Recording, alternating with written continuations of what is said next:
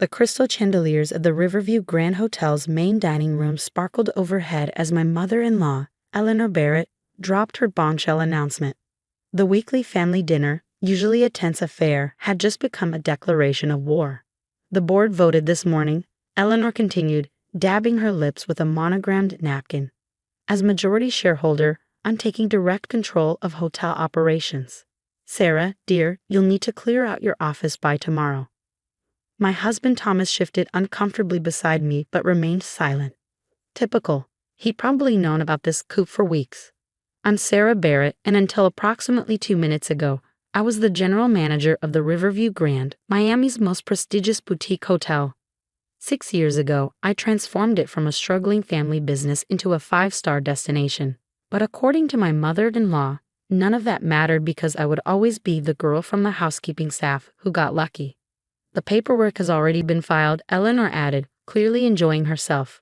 The board agreed that the hotel needs experienced leadership. Experienced leadership. I kept my voice calm, remembering the hidden camera in my favorite orchid arrangement, the one that had been recording this whole dinner. Like when you managed it in 2017, before the bankruptcy. Eleanor's perfectly lined lips tightened. That was a temporary setback due to market conditions. Really? Not because you spent the renovation budget on your yacht? Watch your tone, Thomas finally spoke, though he still wouldn't meet my eyes. Mother knows what's best for the hotel. I studied my husband of 8 years, wondering when he turned into the spineless echo of his mother's will. Probably around the same time Eleanor had threatened to cut off his trust fund if he didn't support her plans. The hotel needs modernization, Eleanor declared. New management, new vision. We're already in talks with Luxury Resorts International for a potential sale. And there it was, her real plan. She wanted to sell the historic property to developers who would tear it down and build another Solis resort tower. The same developers who'd been sending her lavish consulting fees for months, according to the financial records I've been quietly gathering.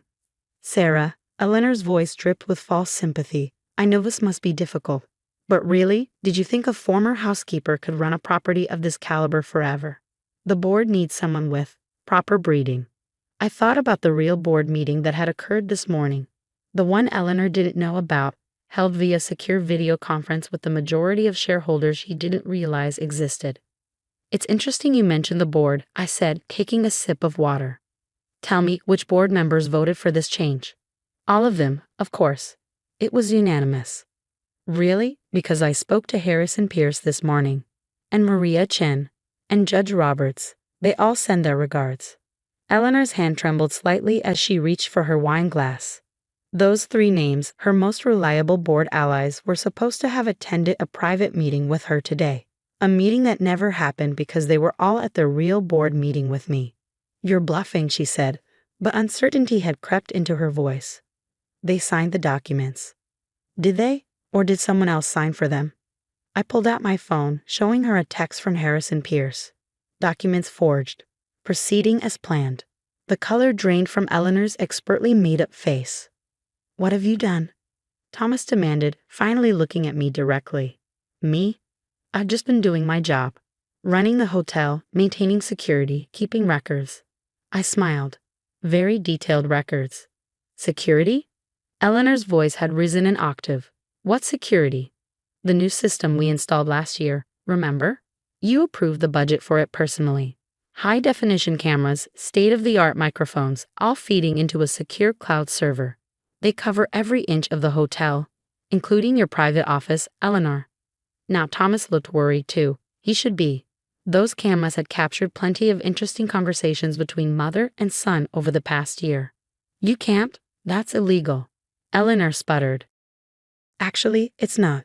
The hotel's security policy, which you signed, allows for comprehensive monitoring of all hotel spaces for safety and security purposes, including offices used for hotel business. I stood up, smoothing my dress. Would you like to know what those cameras recorded? The meetings with developers about kickbacks, the conversations about forging board signatures, or maybe your discussion last week about falsifying the hotel's financial records? Eleanor's face had turned an interesting shade of gray. You're lying. Those recordings don't exist. My lawyers received copies this morning. along with documentation of every illegal transaction you've conducted using hotel resources over the past 5 years. I turned to Thomas, including that interesting chat you had with Mother about using hotel funds to cover your gambling debts. You bit. Thomas started to rise, but Eleanor's hand shot out, gripping his arm. Wait, she commanded, her socialite facade cracking. What do you want? What did I want? I thought about my first day at the Riverview Grand 15 years ago. A 22-year-old immigrant with a degree in hotel management, taking a housekeeping job because no one would give me a management position without proper connections. I remembered Eleanor's dismissive glances, Thomas's condescending flirtations that somehow turned into marriage, and 6 years of proving myself while being treated like an interloper. Originally, I said quietly, I wanted respect, recognition for turning this hotel around, but you made it clear that would never happen. So instead, I'll take ownership. Ownership? Thomas laughed nervously. The family trust controls the majority shares. Check again, I suggested. Your gambling debts weren't the only thing I discovered, Thomas. Those emergency withdrawals from the trust to cover your losses, they violated the trust's terms. As of this morning, those shares have been redistributed according to the trust's dissolution clause. Eleanor's wine glass shattered on the floor. That's impossible. I control the trust. You did, until the trustees saw evidence of your financial misconduct. Apparently, they take a dim view of embezzlement and fraud. I picked up my purse, preparing to leave them with one final revelation. Oh, and those shares you thought you controlled? Check the ownership records. For the past year, I've been quietly buying them through a holding company. As of today, I own 60% of the Riverview Grand. You can't prove any of this, Eleanor hissed, but fear had replaced the contempt in her eyes. Actually, I can prove all of it. And tomorrow morning, when the real board meets to review the evidence, you'll both be removed from hotel operations permanently. I headed for the door, then paused.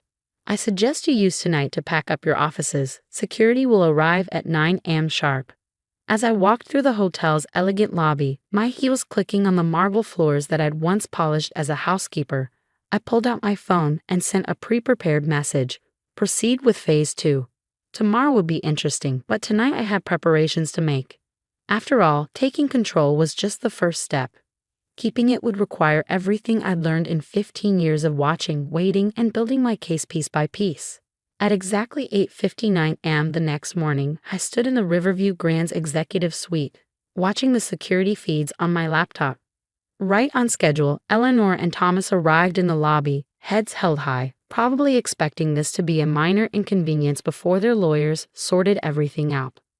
What they didn't expect was the team of forensic accountants already working in the financial office or the FBI agents waiting by the elevators. Mrs. Barrett? Agent Martinez approached Eleanor. We have some questions about certain international wire transfers made from hotel accounts. I watched Eleanor's perfect composure crack. I need to speak with my lawyer. Of course, Martinez smiled. They can meet us at our office. We have a warrant to seize all financial records and electronic devices. Thomas tried to slip away toward the service elevator, but another agent intercepted him. Mr. Barrett, we'd like to discuss some interesting credit card charges at various casinos. Charges that match missing amounts from hotel renovation funds. My phone buzzed. Maria Chen. I took one last look at the security feed, watching Eleanor and Thomas being escorted out. Then I straightened my jacket and headed to the boardroom where the real power shift would occur. The Riverview Grand's boardroom had always been Eleanor's domain.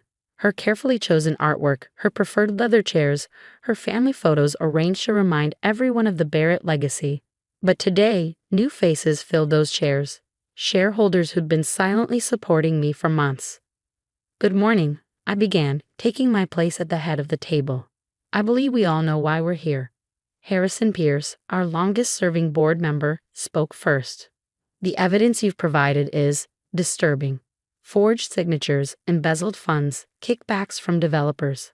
How long has this been going on? At least 5 years, I replied, distributing tablets containing my complete documentation. Since Eleanor first tried to sell the hotel to Luxury Resorts International. When that failed, she began looking for other ways to force a sale. And your husband? Maria Chen asked gently. He was involved. Thomas helped cover up his mother's activities in exchange for her paying off his gambling debts. The cameras caught several explicit conversations about their arrangement. Judge Roberts, who'd served on the board since the hotel's founding, shook his head sadly. I knew Gerald Barrett. He built this hotel from nothing, made it a landmark. To see his wife and son destroy his legacy like this. They haven't destroyed it yet, I said firmly. That's why we're here. For the next 2 hours, we reviewed my plans for the hotel's future, not just securing its financial stability, but expanding while preserving its historic character. New restaurants featuring local chefs, a restored ballroom that had been Eleanor's storage space for her designer wardrobe. Partnerships with Miami's arts community. This is impressive, Harrison said finally. But Eleanor won't go quietly. She still has connections, influence. I'm counting on that, I smiled. Check page 47 of your reports. They turned to the page, and a collective gasp filled the room. There, in meticulous detail, was evidence of Eleanor's other activities. Tax evasion schemes, manipulated property values, bribes to city officials. All documented through years of security footage and financial records. She's not just facing hotel management issues, I explained.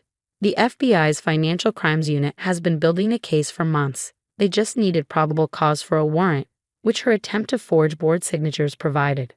Maria leaned forward. You've been planning this for years, haven't you? Since the day Eleanor told me a mere housekeeper would never truly be part of the Barrett family. She was right. I became something better. I became someone who could protect Gerald Barrett's real legacy. The vote was unanimous. I was confirmed as CEO and majority owner of the Riverview Grand Hotel. My first official act was to cancel all discussions with development companies about selling the property. By evening, the news had spread through Miami's business community. Eleanor and Thomas had been released on bail, but the evidence against them was overwhelming. Their lawyers were already floating plea deal possibilities. I was in Gerald Barrett's old office, my office now, when Janet, my assistant, buzzed me. Mrs. Eleanor Barrett is here. She's insisting. Send her in. Eleanor entered, her designer outfit slightly disheveled.